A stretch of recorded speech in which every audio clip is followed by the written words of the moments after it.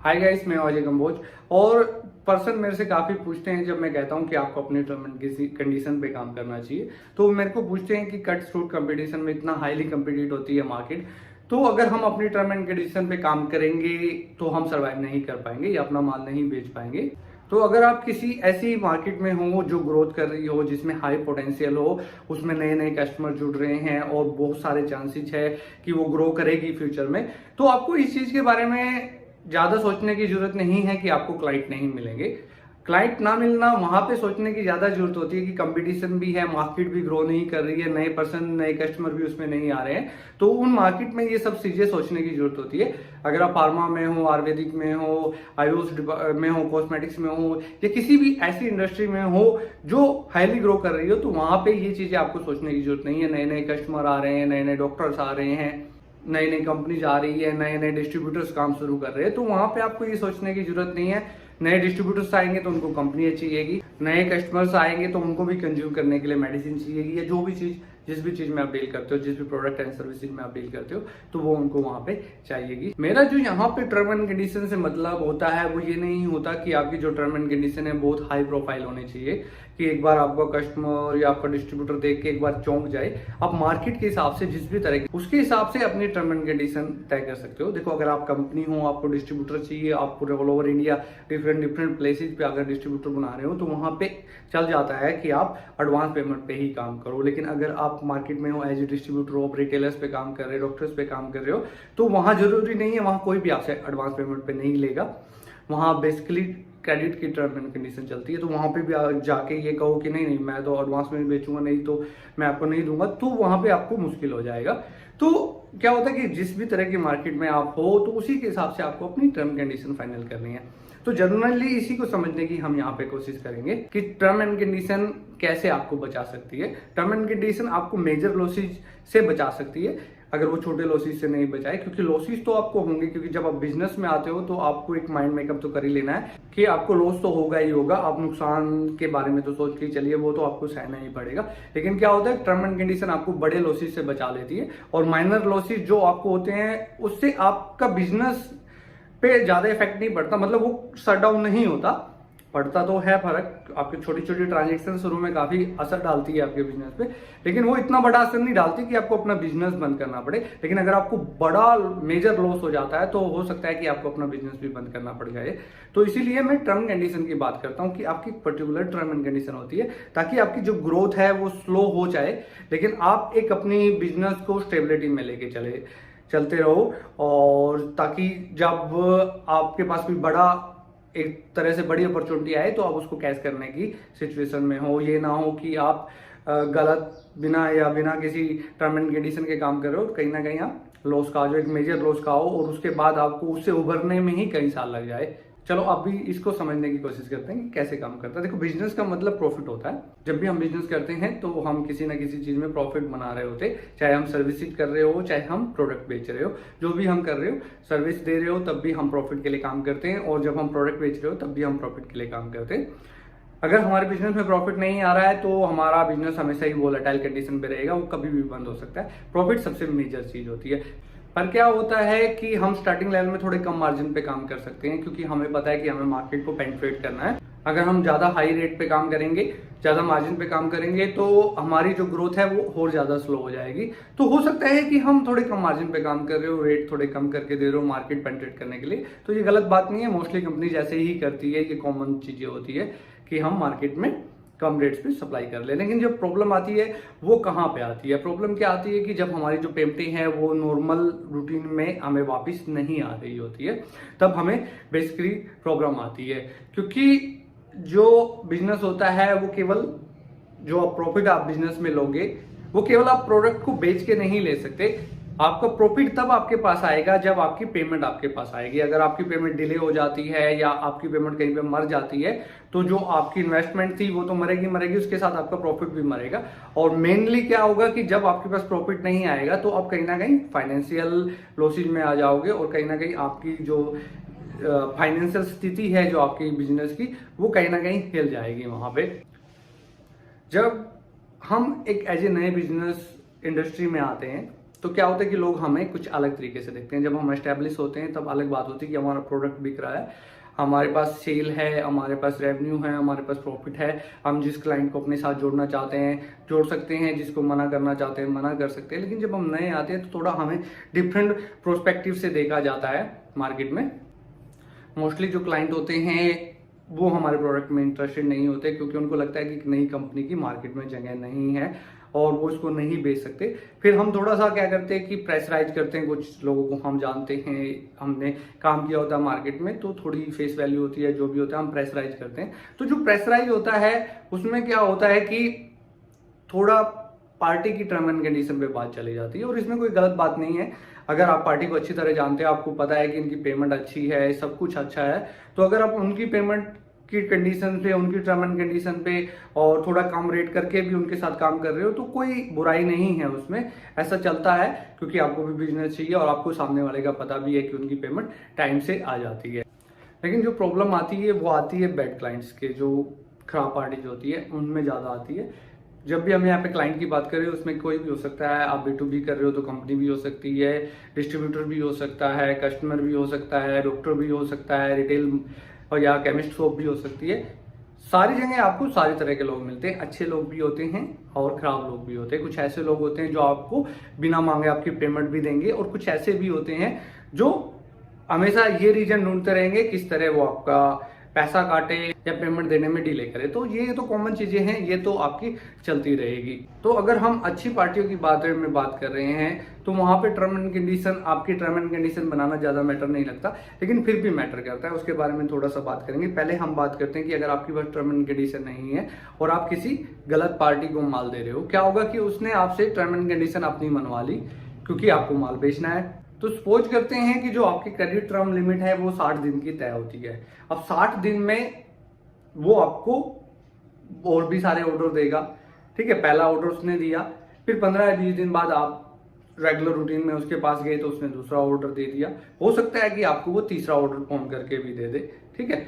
क्या होगा कि चलो आपकी सेल हो रही है, फिर एक दिन ऐसा आएगा कि आप जो आपका शेड्यूल टाइम पीरियड है उसमें आप उससे पेमेंट लेने जाओगे, लेकिन जैसे ही आप उसके पास पेमेंट लेने गए तो वो आपको टरका देगा। वो कहेगा कि 2 दिन वेट कर लो, 4 दिन वेट कर लो, 6 दिन, कोई भी टाइम स्पैम कह सकता है। दोबारा जाओगे आप उतने दिन के बाद, फिर वो आपको टरका देगा। आप ज्यादा प्रेशराइज करोगे, वो आपको धमकी देगा कि आपके साथ फ्यूचर में डीलिंग बंद कर देगा, या जितना माल उसके पास पड़ा है वो आप उठा लो, जितना वो बेच चुका है उसकी पेमेंट वो आराम से आपको देता रहेगा। एक तरह से आपकी वहां पे इंस्टॉलमेंट बढ़ जाती है। तो प्रॉब्लम क्या आएगी, आपने एक पार्टी पे जहां से आपकी पेमेंट रूटीन में आ गई आपकी 60 डेज में, वहां पे कोई प्रॉब्लम नहीं है, जो अच्छी पार्टियां थी। लेकिन जो वो पेमेंट है वहां पे आपने इन्वेंट्री भी ज्यादा लगा दी, आपकी पेमेंट भी वहां से नहीं आई, तो उसके चक्कर में क्या होगा, आपका जो आपकी अच्छी पार्टियां है जो टाइम से पे कर रही है, आपको उनके पास उनको माल देने के लिए आपके पास मटेरियल नहीं बचेगा, आप उनको सर्विस नहीं दे पाओगे, उनको प्रोडक्ट नहीं दे पाओगे और वो आउट ऑफ स्टॉक चले जाएंगे। तो कोई भी क्लाइंट ज्यादा दिन तक वेट नहीं करता, आपको फिर वेंडर के पास जाना पड़ेगा, उसको कहना पड़ेगा कि आपका माल बना दे। अगर आप उसकी पेमेंट, क्योंकि आपकी मार्केट में पेमेंट फंसी है, आपको अपने वेंडर की भी पेमेंट देनी है, तो आप उसके पास जाओगे, या तो आपको और ज्यादा इन्वेस्टमेंट करनी पड़ेगी, या आपको बैंक में जाना पड़ेगा लोन के लिए, या फिर वेंडर से रिक्वेस्ट करनी पड़ेगी और क्रेडिट देने के लिए। तो एक तरह से आपका सर्कल वहां पे टूट जाता है।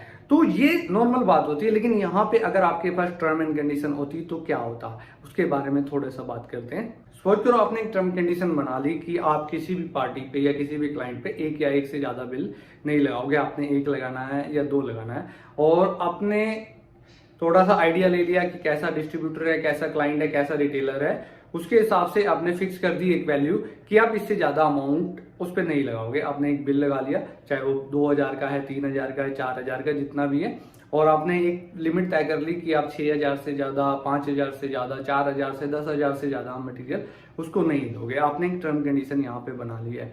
जो एक अच्छा क्लाइंट होगा वो अंडरस्टैंड करेगा अगर आप उसको लॉजिक दोगे कि सर मैं अभी इतना बड़ा नहीं हूं कि मैं इतनी इन्वेस्टमेंट लगा सकता हूं, मैं आराम से जितना मेरा पोटेंशियल है उसके हिसाब से मैं आप पे, और जितना आपका टर्नओवर है, जितनी आप सेल देते हो उसके हिसाब से आपका बढ़ाता रहूंगा, उसके हिसाब से आपकी सेल करता रहूंगा, तो उतना पैसा मैं आप पे लगा सकता हूं, लेकिन इससे ज्यादा मैं आप पे भी नहीं लगा सकता। तो वो अंडरस्टैंड कर जाएगा उस चीज को, वो आपसे उतना ही परचेज करेगा। सपोज करो कि एक कंडीशन में जब आपके पास टर्म एंड कंडीशन नहीं थी तो वो आपसे 50,000 का परचेज करने वाला था, लेकिन अब आपकी टर्म एंड कंडीशन है तो वो आपके साथ 10 या 15,000 रुपए का काम करना है। लेकिन आपको उसमें सेटिस्फाई होना है, क्योंकि यहाँ पे आप ज्यादा रिस्क नहीं ले सकते, आप ज्यादा ग्रोथ के बारे में नहीं सोच सकते।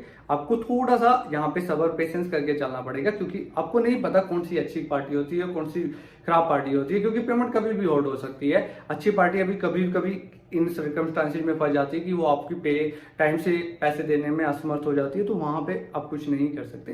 तो आपने उधर भी लिमिट बांध दी। अब जो क्या होगा, जो अच्छा है चलो उनकी पेमेंट आपकी आती रहेगी, आराम आराम से आपके साथ सर्कल चलता रहेगा, तो आप उनकी लिमिट बढ़ा सकते हो, उन पे ज्यादा इन्वेस्ट कर सकते हो जैसे जैसे आपकी फाइनेंशियल सिचुएशन बनती रहेगी।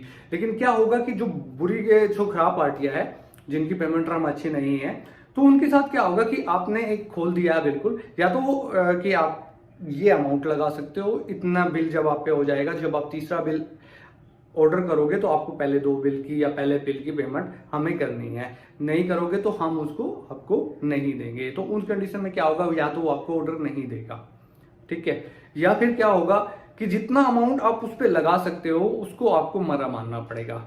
क्योंकि बिजनेस में देखो लॉस होता है, माइनर लॉसेज की बात मैंने पहले भी की थी कि कोई भी टर्म कंडीशन फाइनल करना आपका माइनर लॉस नहीं बचा सकती, लेकिन वो एक आपको बड़े लॉस से बचा सकती है। कि जो आप उस पर 50,000 या लाख रुपया 60 दिन में लगाने वाले थे, अब आपने एक लिमिट तय कर दी कि अब 8,000 रुपये लगाओगे उस पर, 8,000 का लॉस खाने के लिए आपको तैयार रहना पड़ेगा।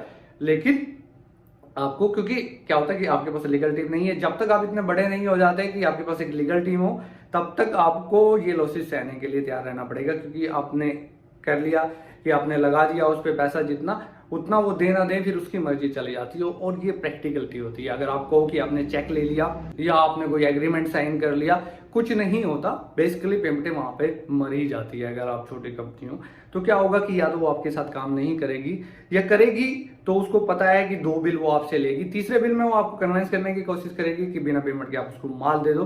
लेकिन आप अपनी टर्म एंड कंडीशन पे अडिग रहोगे वहां पे, तो वहां पे 2 चांसेस है, या तो वो आपकी पेमेंट मार लेगा, वो आपको पे बैक नहीं करेगा, या फिर वो आपका बिल जो भी आपकी टर्म एंड कंडीशन है कि आपके ऑर्डर मार्केट से वापस आ रहे हैं, डिमांड आ रही, कस्टमर खुद ले लेके आ रहा है, या जो भी एबीसी डॉक्टर लिख रहा है, या किसी भी कंडीशन में, तो वो आपको पहला आपका बिल देगा। उसके बाद जब आपका पेमेंट आएगा तो आप उसको पे कर दोगे। तो इसमें क्या होगा कि हो सकता है कि आपकी ग्रोथ बड़ी स्लो हो, आपकी कोई पार्टी आपको 1 लाख का बिजनेस देने वाली थी और आपकी जो कंडीशंस है उसकी वजह से उसने 20,000 30,000 का ही बिजनेस आपकी लिमिट रखी। लेकिन क्या होगा कि इन कंडीशंस में क्या होता है कि लेकिन आपको यहाँ पे ग्रोथ से ज्यादा अपनी स्टेबिलिटी जरूरी होती है। क्योंकि एक बड़ा मेजर लॉसेज हो सकता है कि एक अच्छी पार्टी आपको 1 लाख का पर मंथ का बिजनेस दे सकती थी, आपने उसकी लिमिट की वजह से वो 20 या 30,000 का दे रही है। लेकिन हो सकता है एक खराब पार्टी आपका 1.5 या 2 लाख रुपए का अमाउंट वहां पे आपका डंप कर सकती थी, जिसकी वजह से, क्योंकि 1 लाख में आपने कितना प्रॉफिट कमाना था, 10,000 5,000, और वो जब अगर वो प्रॉफिट 10,000 की बजाय आपका 1.5 लाख का लॉस हो जाता, तो वो आप सहन नहीं कर सकते। छोटे लेवल पे बड़ा ही रिस्की हो जाता है, कुछ कंडीशन में तो बिजनेस को बंद ही करना पड़ जाता है। तो इसीलिए टर्म एंड कंडीशन बड़ा जरूरी होता है जब आप बिजनेस करने जाते हो। तो इस वजह से आप एक सिंगल पार्टी पे बड़ी इन्वेंट्री भी लगाने से बच जाते हो। तो ऐसा नहीं होता कि सारे क्लाइंट अच्छे होते, मोस्टली बिजनेसेस मैंने देखे हैं वो 1 या 2 क्लाइंट उनको इतने बड़े मिल गए थे जिन्होंने उनकी नैया पार करा दी या उनको स्टेबल कर दिया। अगर मैं अपने केस की बात करूं तो मेरे पास भी बेसिकली जब मैंने इंडिपेंडेंटली शुरू किया था तो मेरे पास केवल एक ही मेजर क्लाइंट था और मैं अपनी सेल का 70 to 80% उसी को बिल करता था। आज भी वो मेरे सबसे बड़े क्लाइंट्स में से एक है, एक मेजर पोर्शन सेल का मैं उसको बिल करता हूँ। लेकिन अब जो अगर परसेंटेज वाइज की बात करें तो वो बहुत ही कम आ जाती है, क्योंकि अब नंबर ऑफ क्लाइंट्स भी ज़्यादा है, बिजनेस भी ज़्यादा है, तो उसकी सेल को हम अगर परसेंटेज में काउंट करते हैं तो वो काफ़ी कम रह जाती है। मेरे कहने का मतलब ये नहीं है कि एक सिंगल पार्टी पे इन्वेंट्री की हुई खराब होती है, लेकिन फिर भी जब तक आपको फेथ ना हो, जब तक आप पूरी तरह ट्रस्ट ना करते हो अपनी पार्टी पे, तब तक आप उस पर ज्यादा इन्वेस्टमेंट नहीं लगा सकते। क्योंकि मेरे को कुछ ट्रांजेक्शन के बाद उस पर फेथ हो गया था, उसकी पेमेंट सही थी, मंथ में 30 डेज में उसकी पेमेंट आ जाती थी। शुरू में उसने एडवांस पेमेंट पे काम शुरू किया था और जो ऑर्डर वैल्यू थी वो भी काफी आई थी, कभी पेमेंट के लिए ज्यादा झिकझिक नहीं की। तो उसके बाद जब आपको ट्रस्ट हो जाता है, डीलिंग अच्छी हो जाती है, तो फिर आप एक अच्छा मेजर पोर्शन उस पर लगा सकते हो। ऐसा नहीं है कि गलत होती है, पार्टी अब बहुत अच्छी अच्छी भी होती है, लेकिन आपको केवल अच्छी पार्टियां ढूंढनी है, आपको खराब पार्टियां नहीं ढूंढनी है। और आपको अगर अच्छी पार्टियां ढूंढनी है तो आपको एक फिल्टर लगाना पड़ेगा। फिल्टर, क्योंकि क्या होता है कि हमने देखा है फिल्टर से छन जाती है चीजें। जब भी हम गेहूं को या किसी भी चीज को हम वो करते हैं तो वहां पे झरने लगे होते हैं, फिल्टर्स लगे होते हैं, जो हमें अच्छे अच्छे क्लाइंट वहां पे चाहिए होते हैं। और ये जो टर्म एंड कंडीशन होती है ये हमारे फिल्टर्स होते हैं। और जब तक हम फिल्टर्स नहीं रखेंगे, टर्म एंड कंडीशन नहीं रखेंगे, तब तक हम अच्छे क्लाइंट नहीं ढूंढ सकते। खराब क्लाइंट ही हमारी सेल का इतना मेजर पोर्शन खा जाएंगे, हमें फाइनेंशियल रूप से इतना ज्यादा तोड़ देंगे कि हम फिर सर्वाइव नहीं कर सकते। इसीलिए चाहे आप छोटे हो चाहे बड़े हो, आप बड़े तो चलो रखते ही हैं, अगर आप छोटे हैं, अगर आप स्टार्ट कर रहे हो या स्टार्ट करने की सोच रहे हो, तो आप अपनी मार्केट के हिसाब से, अपने सिचुएशन के हिसाब से कुछ ना कुछ टर्म एंड कंडीशन जरूर बना के चलिए। क्योंकि अगर आपके पास टर्म एंड कंडीशन नहीं होगी तो आप सर्वाइव नहीं कर सकते मार्केट में। उम्मीद करूंगा ये इंफॉर्मेशन आपको अच्छी लगी होगी। Thanks for watching.